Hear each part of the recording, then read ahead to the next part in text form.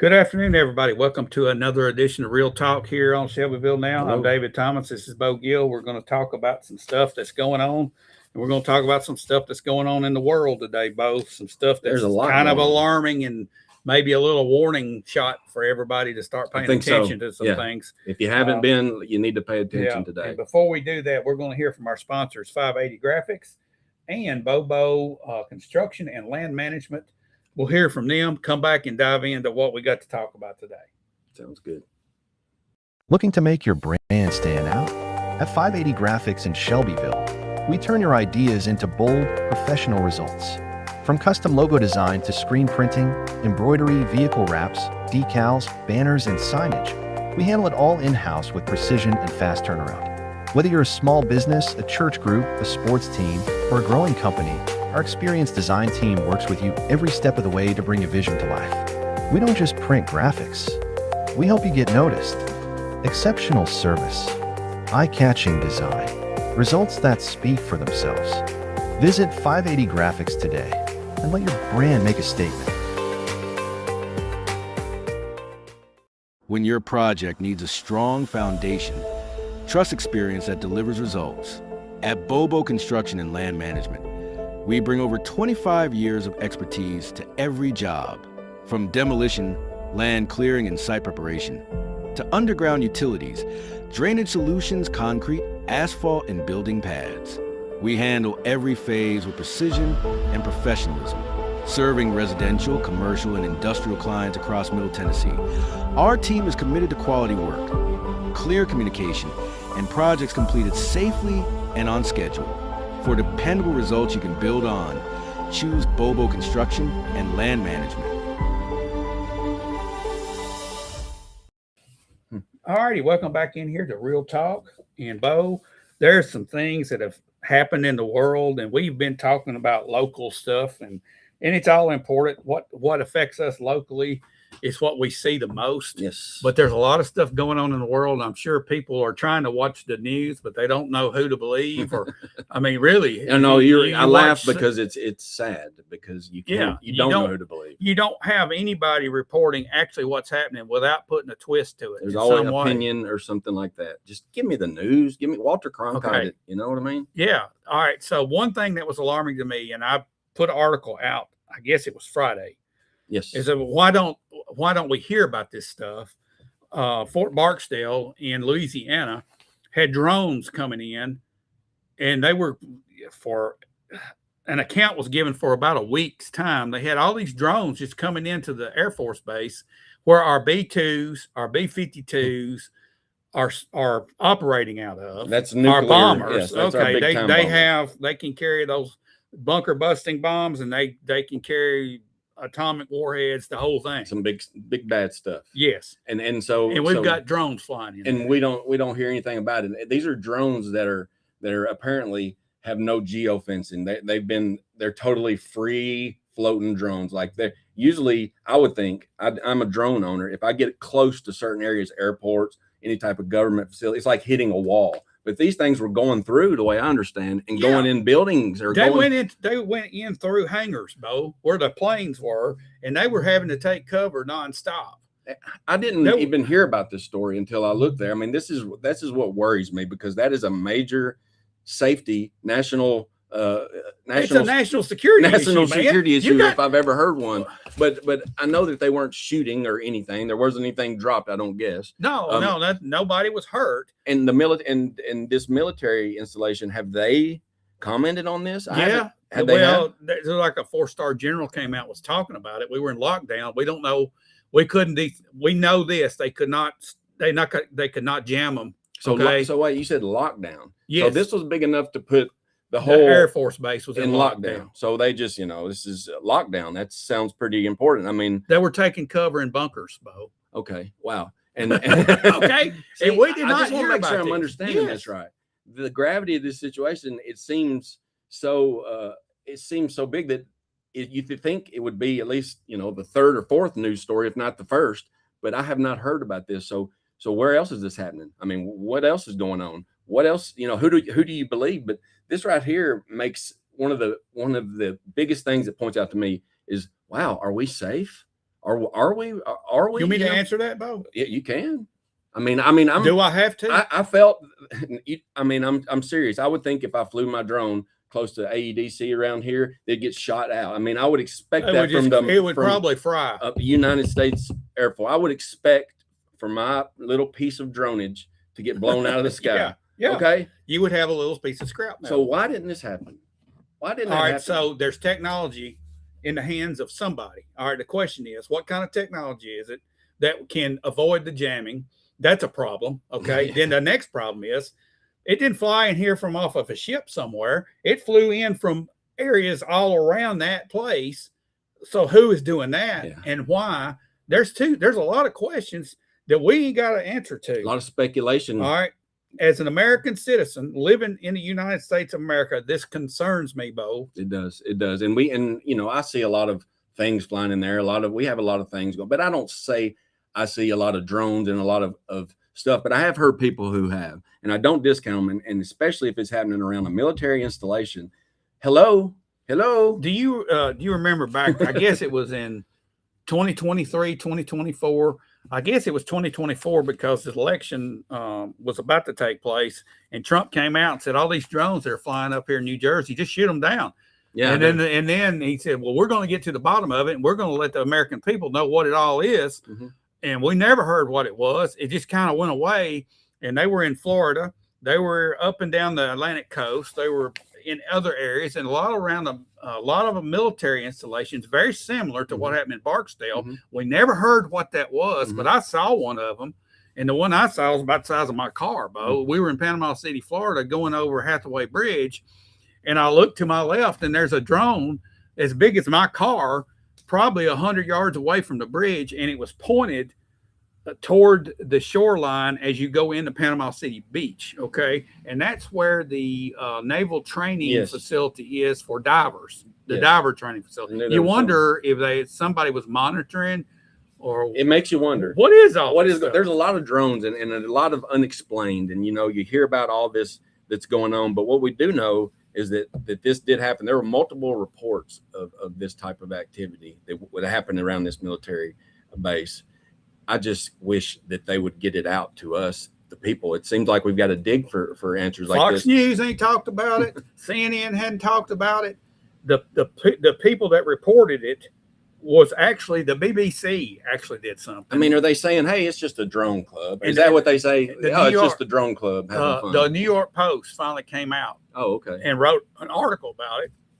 And I'm like, okay, well, where's everybody else on this? Well, and some people ask me, well, look, what are they doing? How could they be doing anything nefarious? These drones can record all the data everywhere they go. They can build a map of the entire place. And if they're going inside, then they're looking everywhere. They can do a lot of stuff. And the amount of drones is what concerned me in this. It wasn't just two. No, it wasn't. It was a swath. Dozens of them. Dozens. All right. So you look at the drone situation that's taking place in the Ukraine.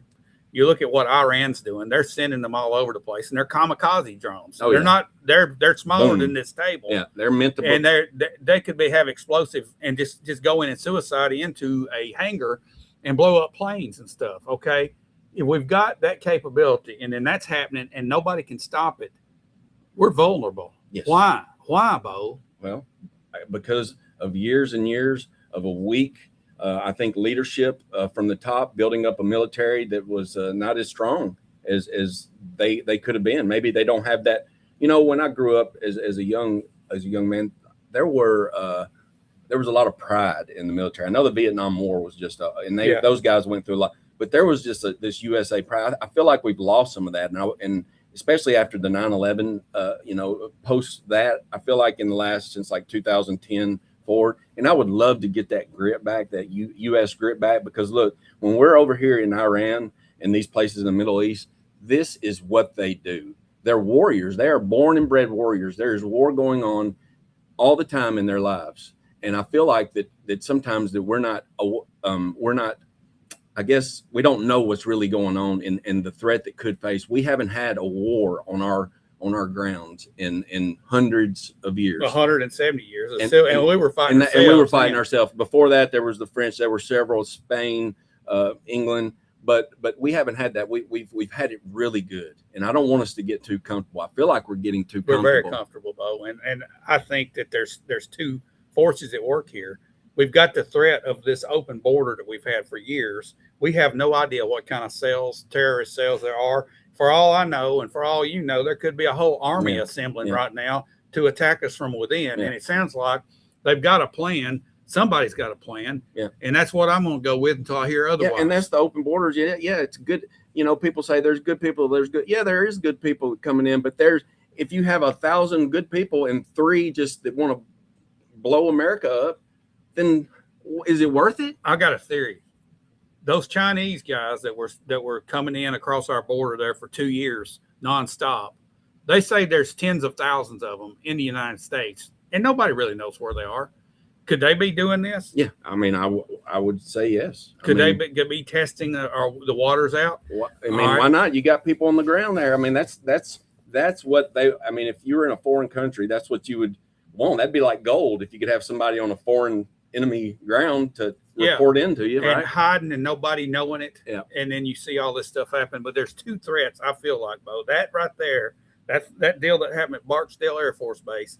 And then the other garbage that took place over the weekend where the No Kings March came in. You had over, 5 million people marching around, protesting, specifically Donald Trump, our president. No kings. This is not a king. No kings. Okay. Mm-hmm.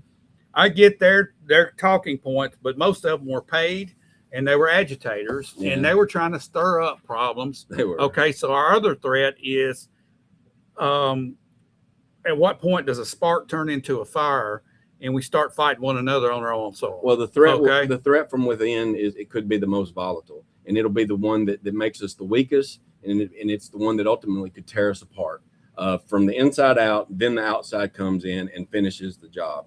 That's why in a republic, if you look, into the definition of what is a republic, one of them says is unity, is unify. It's not this polarization of the games we play now, and so until we decide to unify and get over this, all these issues that we have, and quit playing victims and quit doing this and that, then there's going to be strife, and there probably will be some type of volatile situation that happens. I mean, it happens in little cities and towns all over. I would hate for it to get on a national level, but I mean, look at the hate that's being paid. I mean, these people are paying people to. Okay, so who are these people? George Soros, first guy that comes to my mind. He is trying to divide the United States. Well, that's exactly what they're trying. I mean, this has been a slow drip process for years, and this is one of the ways this is the best way to do it. It's getting the uninformed informed on whatever this person's thinking, and paying them, by the way. I mean, we've got jobs. We can't go scream and yell. No, most all the people that did that over the weekends are probably unemployed. No, they're not. And some of them have good heart, and they just want to protest things. I would advise to know what you're protesting and understand there are no kings around here. I mean, let's just get with the government. I know I get their sentiment, like you said. I mean, but that ship's kind of sailed. I mean, let's protest.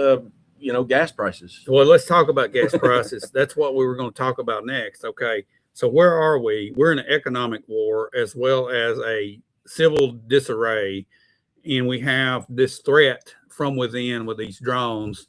But the biggest thing that's on the table right now is economics, Bo. Yes. I think that we're about to enter into a situation called stagflation. A lot of people don't know what that means, but stagflation is the worst of two of the worst case scenarios you can be in, where your economy is stagnant, or it's kind of like a recession, and the prices don't come down, they go up instead. So it's like a double whammy, and we're getting close to that because of fuel prices. Fuel prices, as we see today, are higher than they've been. They get higher every day. I saw $3.50 earlier. And another thing, let me say, I saw quite a group at a couple gas stations, and it made me wonder, is something going on? And I believe maybe it could be. We might see quite a big jump in the next few days, right? Yeah, here's where we're at. In case you didn't watch today, the price of crude oil, the West Texas crude, which is directly affecting the American market, is at $105 right now. It's closed for the next 45 minutes, and when it opens, I expect to see this open at $1.07 or higher.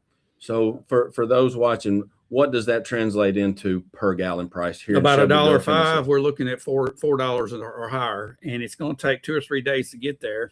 So I encourage people to keep your eyes on this price, and it's easy to find. All you got to do is Google it. Look at the price of crude oil. You go to Market Watch. It's going to be coming up, and it's under the futures contracts. We closed at $105 even, and it got up over 105, close to 106. I expect this to open at 107 or more. It opens up in gaps, so it's gapping right now. And some experts that follow this say we could see $200 if we don't come to some negotiation with the Strait of Hormuz And that's the in that question. situation. What's happening with the Strait of Hormuz? I know it's still, apparently it's just like a wasp nest if we go in there, because, we can't do anything there. They got us. This is their leverage point. They know it. They know that our political system cannot handle the economic pressure that's under. Our current administration, the Trump administration, is under pressure right now because he's got midterm elections coming up, and you got Republicans that are wanting to get. Okay, it's sad that the politics side of this is going to be what puts the pressure on, not the American people, their economic condition. You're right. You're exactly right. Our economic condition is not good right now, Bo. It's not until they say something that, okay, we'll make a change. No, that's not good. You're right. And you got the TSA garbage that's going on. This is ridiculous. Oh, it is. It is. I mean, and then, you've got the politicians getting to go through fast, and they're getting their paycheck while they're going on vacation. It's ridiculous. It's a lot of baggage that didn't need to be happening, but it's happening right now. And, when Trump says he was gonna end wars, this right here ain't ending a war. And I stand by President Trump more than I go against him. But this right here is not looking good. And I hope that he, there are some. We've looked at some long-term scenarios that could happen and some short-term. But in the short term, it doesn't look too good. Yeah, I know it. Especially for our pockets economically. Yep. And I just wish we could get to a solution there on the Strait of Hormuz.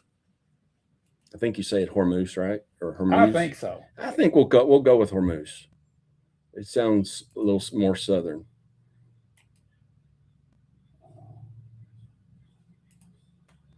All right, you had to take care of a little business there. All right. There are possible scenarios of the outcome of war, okay? And we've looked at these before we came on. There's a lot of different things. But this is my gut feeling, and I think maybe you share the same things. If this lingers for 2 or 3 more weeks, it could go much longer, because you've got the Houthis that say or Houthis or whatever you call them. They say they're going to shut off the Red Sea choke point, and that's more oil not getting into the system. This is what they do. Yeah, this is what they do.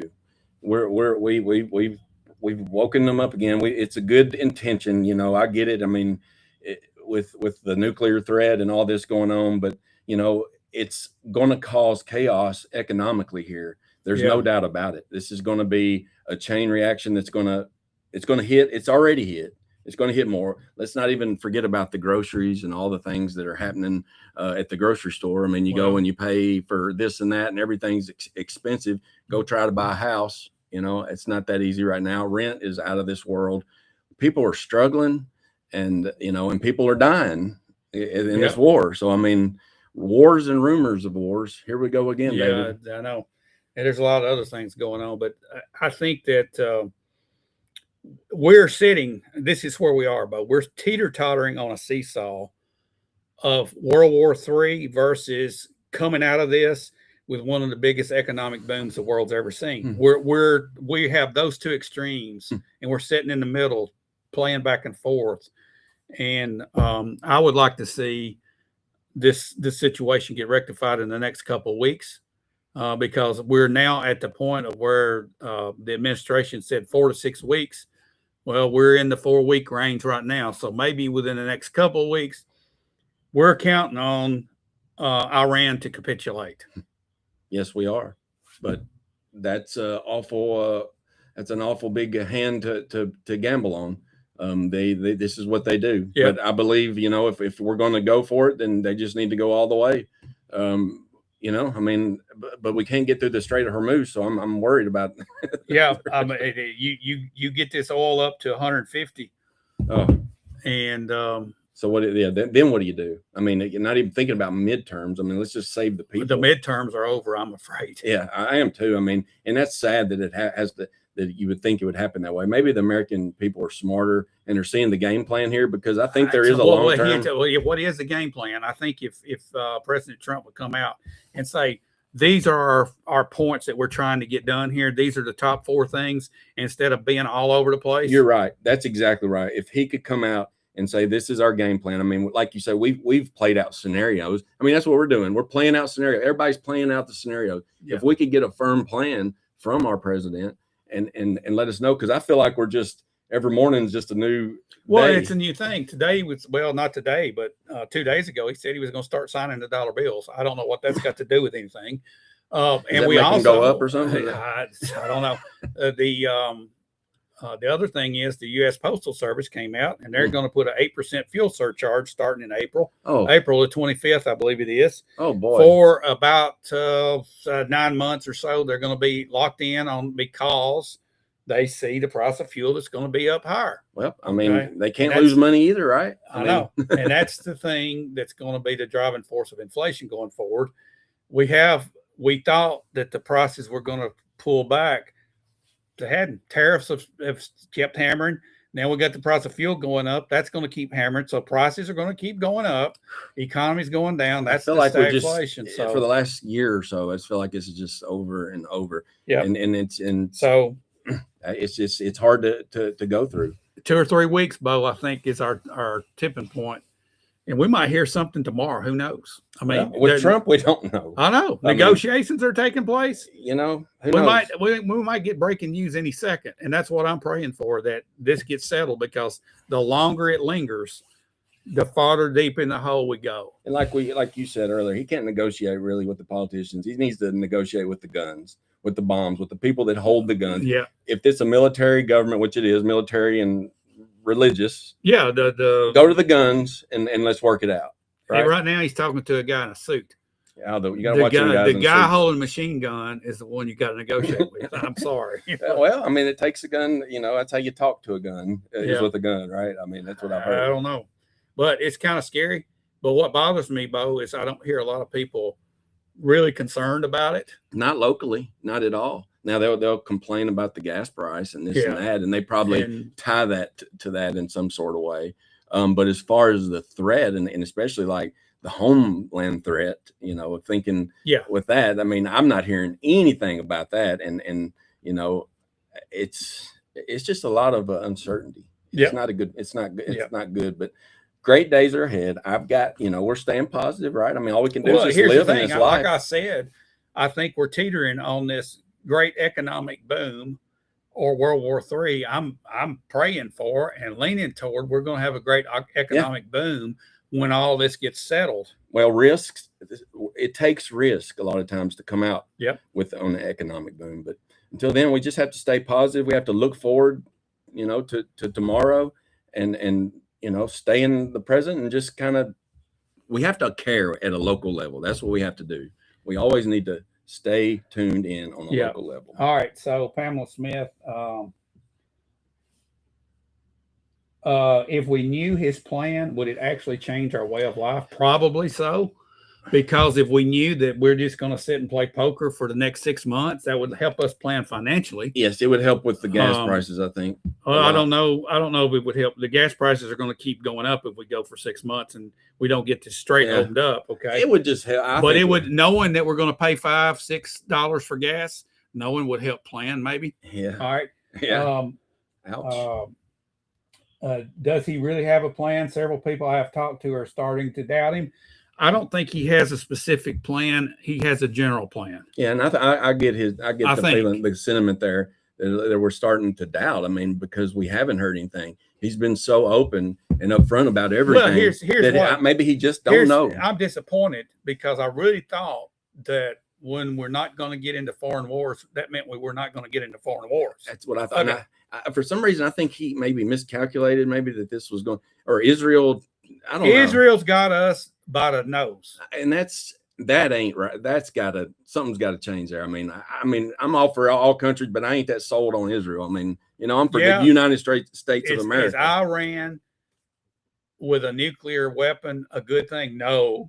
Evidently, that's what we're thinking, that was really going to happen, and we've been screaming that, or Mossad has been screaming that for the last 35 years. You go back to tapes of Netanyahu coming to Congress in 1997 screaming they're 10 days away from having a nuclear warhead. We didn't do anything about it, and they still. Do you think if they'd had a nuclear warhead, they would have already blown up Israel? I would think so. I mean, I'd hate, I hate talking in these type of terms. It's crazy. But, wow, this is just, I mean, it's really put the world on edge. And then you got China over there. They're just, they're kind of sitting quiet. Oh, yeah. But I think those are where those drones come from down in Louisiana. Oh, yeah. I guarantee. All right. So those are red. This affects us locally. It does. It does. Whether we like it or not. People say, oh, I don't want to talk about politics. Oh. This is about war and peace, is what this is about. Life and death. Yeah. War and peace, life and death. And we have been so spoiled in this country, Bo, like you said earlier. Yes. We hadn't fought on our ground. It's coming sometime or another. It might not be in our lifetimes, Bo, but some down the road, and it could happen tomorrow. We don't know. No, human and nature it's in God's that. hands. Yes, but human nature does tell us that. Yeah, and the Bible does too. Yep. So where we're at, Bo, it's one of those things where we got to just take it day at a time. Yeah, and we don't need to get too worried. Don't get too out of hand. But the point about bringing this up, there's so many people with their heads stuck in the ground. Yes, and don't want to talk about it and don't want to face the reality of what's taking place. It's really happening. It's something to pay attention to. And maybe this can be a starting point where you can do more research and to see what's really going on and stay on top of what's going on. Not just, internationally, but if you're watching Fox News, you're not going to hear anything. No, you're not. You got to look for the truth now. And that is the saddest part of this whole situation. The lies will be blurted out at you, but the truth you have to look for. Remember that. You've got to look for the truth. CNN's got an agenda. MSNBC's got an agenda. CBS has got an agenda. ABC's got an agenda. Everybody's got an agenda. And there's very few sources of news without some sort of right or left tilt. No, that's right. There's not a middle of the road Walter Cronkite that's just saying this is what's happening. Yes, just tell me what's happening. I don't care what you think. Hey, the price of crude oil is $105. Okay. If I want to watch an opinion show, I'll watch it. Right? I mean, like here, if you don't want to watch it, just turn it off. If I don't want to listen to a radio show, but if I want to hear news, where do you go? I don't know. You have to go to several areas. I don't know. I mean, I just have to go and find it. I get a report, I hear something, then I go here, there, and everywhere else, That's a good question to ask. What news source do you trust? I don't trust Fox News. No, I don't trust any of the big names. Newsmax is getting out there a little bit too. I like Newsmax, but I go locally, 99.7 WTN. I think on those talk shows, you can get a lot of truth on there, especially from callers, and just conservative radio is where it's at. I mean, it's without that. I mean, but it's conservative. It's got that tilt. Yeah, you know what I'm saying? It does. So you're right. I'd like to just tell me the facts. And NPR's not. No, NPR's government radio. Everything is propaganda now. Yeah. And what's not propaganda is when you go to the gas pump and you pay whatever you pay. That's not propaganda. That's reality. My news are my eyes. Yeah, and when you go and pay $18 for a bag of M&Ms. Oh no, that is reality. Okay, so these prices are eventually what will get everybody's attention. Oh yeah, they will. But will it be too late? Will we be prepared for? What are we going to do, Bo? We just got to go for the ride. Well, okay, let's hold on. Strap in. I mean, do we have to wear our seatbelts? I mean, I don't know. Allie's enthusiastic. I believe we're witnessing the death of the old world and the birth of the new one. This is a messy middle. I see the forest through the trees, and hopefully future generations of Americans will be freed from the threat of Iran and its proxies. I don't think we will ever be freed from threats of Iran or anybody that hates America. There will always be threats, but that mindset is a healthy mindset. Here we are a world away from Iran, and we're concerned about Iran Think about that. No, no. And we've got stuff happening right here in our back door that That's we're right. not even taking care of. That's right. And it is a new day, and it's a time, it's a transition period. And I feel like we are kind of in the muddy middle. And I think that was a good way to for her to put it. But yes, no, the threats, the wars, the rumors of wars, they're going to be there. They're always going to be there. Remember that. Yeah. And I think Iran's always going to be a threat to somebody as long as they think that they've got to kill all the infidels. You know, and maybe that can change, because I'm sure that everybody thought Germany would be like that for a long time, and they've seemed to really kind of, get with the game a little bit. But Iran, these people, they're living in the desert. I mean, they got a lot of resources, Well, and their kids are put into a draft at 12 years old, and they're radicalized at an early age. That's what it is. You've got a rising. I mean, it's like the Nazi for this to disappear, they have to disappear, and to do that, that's ugly. It's an ideal. Yes, it is. It is ugly. It's a generational deal. I just want peace. Yeah, I know. Tell me about it. Peace. All right. Peace in the Middle East. That's what they said in the Operation Desert Storm. Everybody, just pay attention to what's going on. Pay attention, please. Don't listen to people. Don't listen to me. Don't listen to Mo. Don't listen to your news. Go and just look at what's happening around you, and you can see the effects of what's happening in Iran and around the world. Right. And you can just look at these effects. Use people as resources. Like if they say something that kind of, I won't believe them, but I'll check them out. I'm like, he said that. Check it out. Go check it out. And where do you check it out? Wherever you can check out things. I don't know, Bo. go to home and get on your checkout. We're machine. in an information vacuum right now. Just, hey, I think you've got gut feeling. So when you look, if you're well, you can figure this out. We can figure this out. You go to several sources, you'll figure it out. Yeah. You go to a right leaning, then to a left leaning, you're going to figure out somewhere in the middle is kind of where we're at. Yeah. All right, Bo, let's get out of here. Thank y'all for joining us. Absolutely. Charlie Puckett, think for yourself. Don't let people control your mind. There you go. I mean, that's pay attention. Real talk. That's real talk. That's it. That's it. All right. Thanks for watching, everybody. Didn't mean to stir up any fears, because no, we shouldn't fear what's ahead. We should grasp it and live through it. Face it. That's right. Absolutely. We got to face it and be fearless, because we're going to have to. We either got two choices, right? To fold or to stand up.